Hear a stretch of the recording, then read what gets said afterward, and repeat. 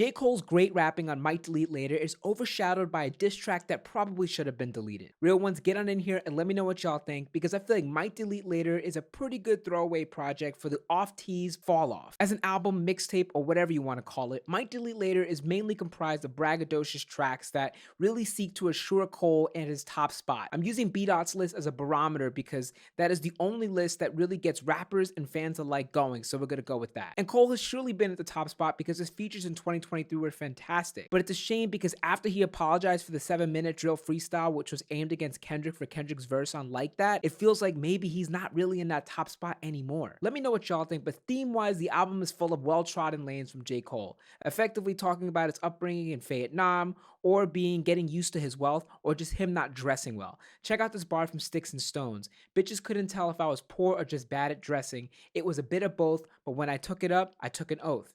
Basically, if you know J. Cole lore, this is partly because there was a award show where he wore the same shirt, I think, as French Montana because of the stylist, and ever since then, Cole has decided to just wear sweatpants forever. He raps about his newfound wealth, which at this point isn't that new, but getting used to it. Like, he mentions flying on private jets often, and even on Trey the Truth in Ibiza, talks about how he can get used to flying private because he would love to fly commercial, but flying private is just so much less of a hassle. Oh my god, how the other side lives. Real ones, let me know what y'all think, but my favorite tracks on here are Crocodile Tears, Pie, HYB, and 3001. Crocodile Tears I thought was a great second track. I feel like sometimes on projects the second track is probably even more important than the first track because the first track gotta get you reeled in, but the second track is what causes you to stay. Cole again teases the fall off, saying it's like Jay-Z dropping Reasonable Doubt last. HYB is a chill track with a nice chorus from Boss, and it also shows the features on this project are pretty good. Cameron has a really great feature. I loved Gucci Mane's spoken word verse. Ari Lennox sounds good on the opener. Central C really shows up on HYB,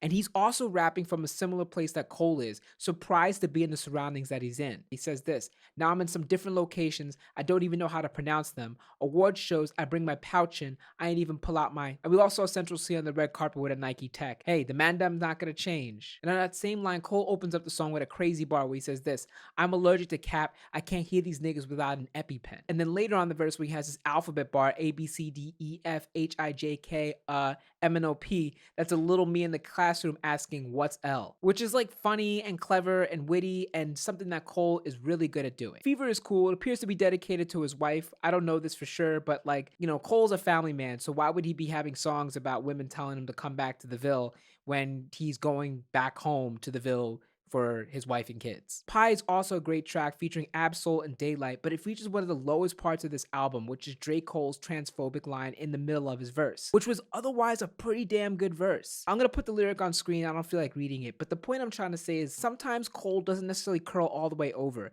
Like, he could be self-aware and introspective enough to send a diss track towards his friend, and it gives him enough stress that he has to apologize for it in front of millions of people, but he'll still include lyrics like that, which are effectively punching down on a group of folks that represent 1% of the population. It just doesn't make any sense. And the other thing is, it isn't even that clever. This verse contains better lines than this, like this quartet right here. Cole is the nicest, but ain't shit about these vocals polite, focusing like bifocals while I'm walking on tightropes from a height.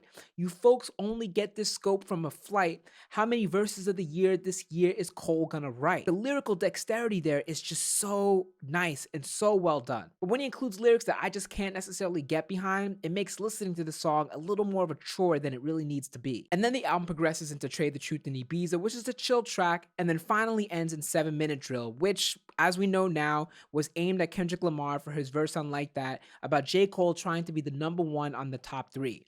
And it made me think about something. Cole raps about being the best all the time, like every rapper does, like you expect most rappers to do.